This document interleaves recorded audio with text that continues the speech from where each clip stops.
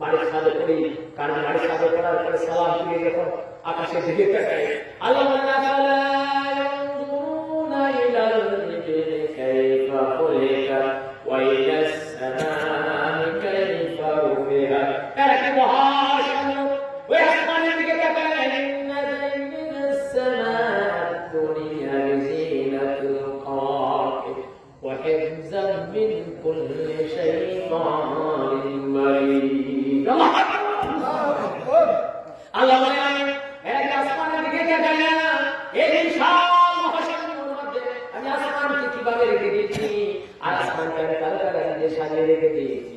এই তারকারাজি যেন শয়তান নষ্ট না করতে পারে, সেই জন্য শয়তানকে বাধা দেওয়ার জন্য আমি সেই ব্যবস্থা করে রেখে দিয়েছি। এই সূরাতুল ইখলাস 100 বার সালাতুল ইশা নামাজের পরে পড়তে রাজি আছেন ইনশাআল্লাহ? যদি 100 বার পড়ে তাহলে 30 পারা 30 খতম 10 পারা সওয়াব প্রতিদিন তাই আপনি আমল হয়ে লেখে। আল্লাহ নবী আলাইহিস হাদিসে বলে, কেউ যদি সূরাতুল ইখলাস একটানা 200 বার পড়ে, 200 বার যদি কেউ তেলাওয়াত করে সূরা ইখলাস, আল্লাহ পাক তার 50 বছরের গুনাহ মাফ করে দেন। সুবহানাল্লাহ।